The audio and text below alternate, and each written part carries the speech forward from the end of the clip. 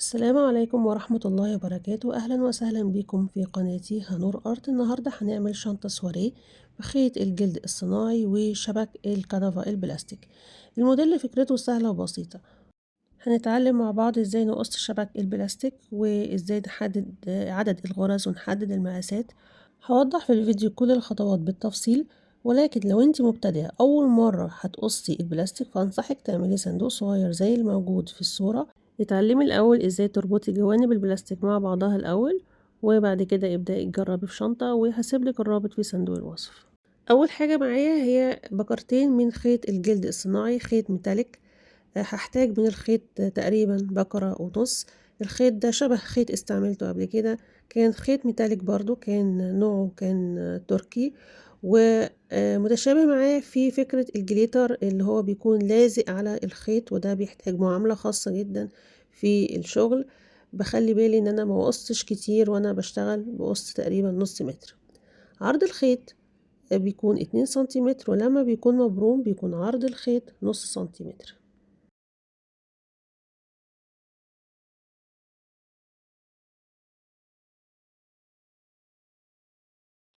تاني حاجة معايا شبك الكنفة البلاستيك المربعات، فيه كبيرة، المربعات مقاس 4 ملي، أما أبعاد الشبك هتكون 60 في 42 سنتيمتر. الشبك ده بيتباع قطعة واحدة، واحنا بنحدد المقاسات. بالنسبة للإكسسوارات عندي 4 كباري، والكباري دي بيكون معاها ملحقات اللي هي القطع المعدن اللي بتثبت فيها من خلف البلاستيك أو من ظهر الشنطة من جوه. 4 كباري ممكن استبدلهم بجنشات اشكال مختلفة. ومعايا 2 جنش، وكمان معايا السوستة وقفل نهاية السوستة، ودي حاجة اختيارية، ممكن احتاج لها ممكن ما احتاج لهاش. وطبعا القفل بيكون معاه مسمار وبيثبت فيه. واكيد طبعا اساسي ابرة التنظيف المعدن، وسلسلتين من المعدن. هيكون طول السلسلة 48 سنتيمتر او نص متر، وممكن ازود عليهم كمان سلسلة طولها متر وربع. كل دي حاجات هتكون معانا في الشنطة، وكمان معايا سوستة هستعملها في الشنطة. هجيب العلامات وابدأ اعد من اول مربع موجود عندي في الزاوية. اعد من اول هنا 1 2 3 4 5، احط العلامة، وبعد كده بعد من عند العلامة مرة تانية. 1 2 3 4 5، احط العلامة، أعد من عند العلامة مرة تانية. 1 2 3 4 5، وأحط العلامة.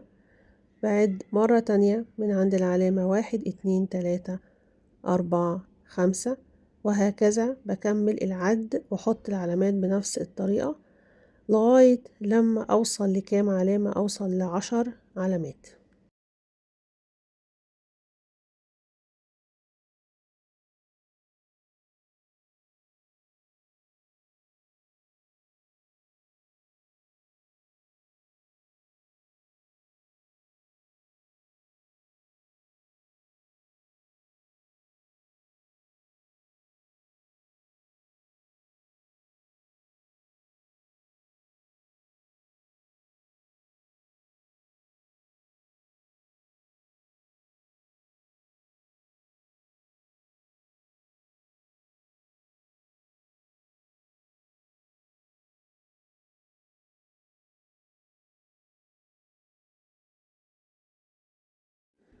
بعد ما حطيت 10 علامات بالعرض هيكون عندي طول الشبك 25 سنتيمتر. ده الشبك اللي أنا هبدأ أشتغل فيه، وده هيكون طول وش الشنطة.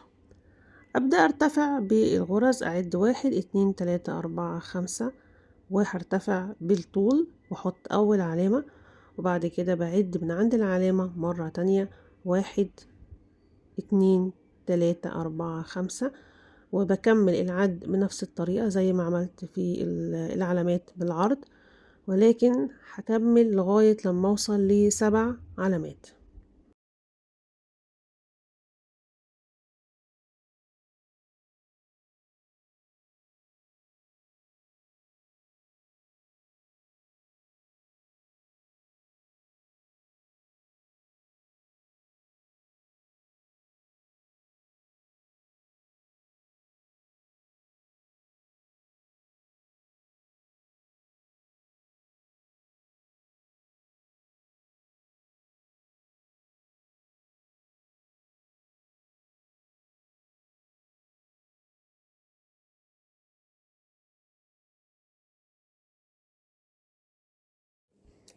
انتهيت من وضع العلامات، وبقى عندي بالظبط 10 علامات بالطول و7 بالعرض.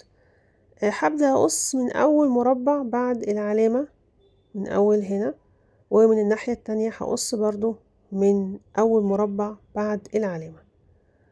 ده هيكون المقاس الأساسي معايا في الشنطة. وبعد ما بقص، خلي بالي هنا ان انا بقص منين، من اول مربع بعد العلامة. بعد ما بقص الشبك بشيل الزوايد البلاستيك الموجودة في الاطراف وبتخلص منها علشان ما تسببليش اي مشكلة وانا بشتغل في الغرز.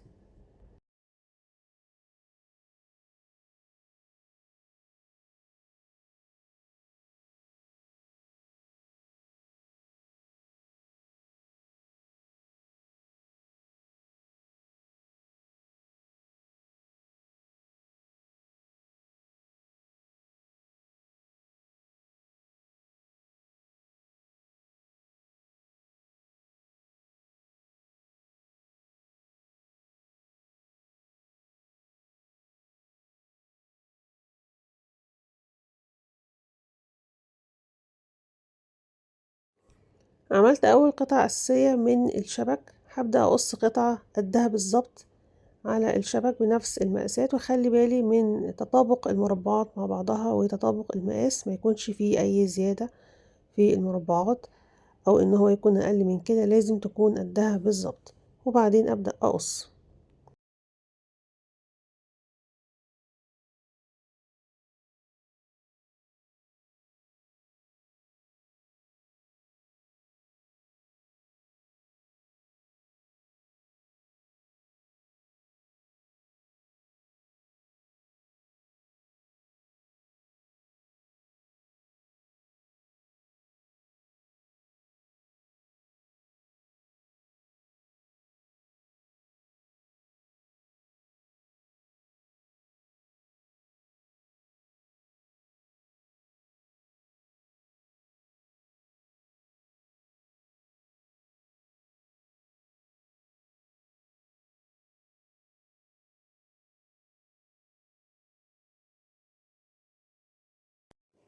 بعد ما بنتهي من القص ببدأ اعد من اول مربع، 1 2 3 4 5، وبحط العلامة، وبعد مرة تانية من عند العلامة، 1 2 3 4 5، وده هيكون عمق الشنطة، ولازم يكون مناسب للجنش اللي هستعمله في جوانب الشنطة.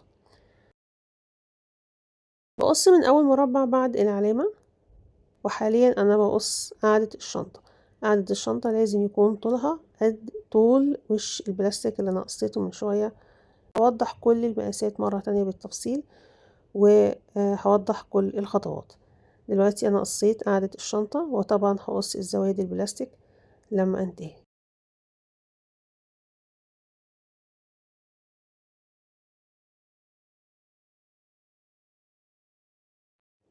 بتأكد مرة تانية ان طول قاعدة الشنطة مطابق لطول وش الشنطة بالظبط، مفيش اي اختلاف، الاتنين لازم يكونوا قد بعض بالظبط. بعد كده ابدأ اقص الزوايد البلاستيك الموجودة في قاعدة الشنطة.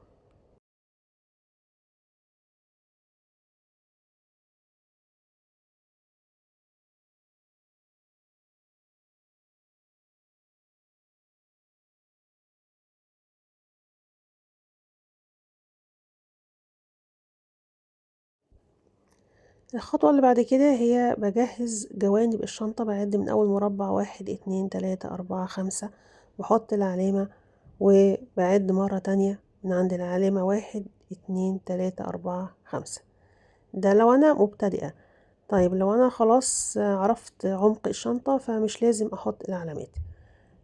بشوف عندي هنا الارتفاع بتاع الشنطة أو عرض وش الشنطة، هحدد عليه المقاس، لازم يكون قده بالظبط. انا دلوقتي بحدد جوانب الشنطة البلاستيك، فحددت ارتفاع الشنطة من هنا. بعد كده بقص من اول مربع بعد العلامة، وده بيكون معايا جانب من جوانب الشنطة، وده بيكون عرضه 1 2 3 4 5 من عند العلامة. 1 2 3 4 5 ارتفاع الشنطة هيكون قد عرض وش البلاستيك اللي انا قصيته في الاول. هقص قطعة تانية قدها بالظبط علشان يكون معايا قطعتين من جوانب الشنطة.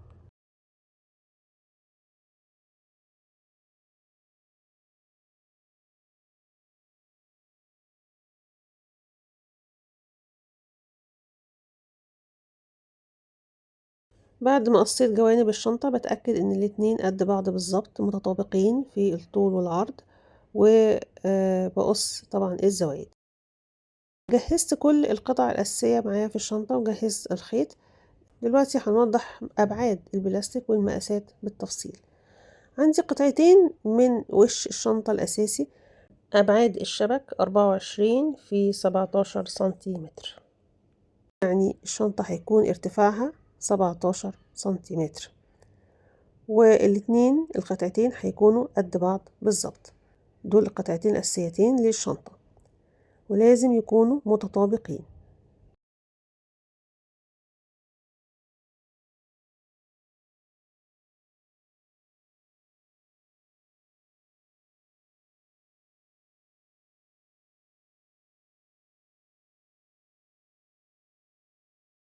معايا قطعتين من البلاستيك، دول هيكونوا جوانب الشنطة. المقاسات هتكون 17 في 5.5 سنتيمتر. القطعتين بيكونوا قد بعض بالظبط، ودول هيتركبوا فين؟ في جوانب الشنطة.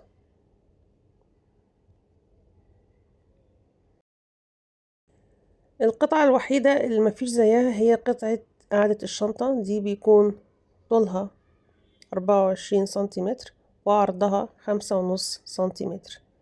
دي قطعة وحيدة للشنطة. بعمل واحدة زيها للسوستة، ودي خطوة اختيارية بتكون قدها بالظبط، بس بقص منها صفين من المربعات من هنا.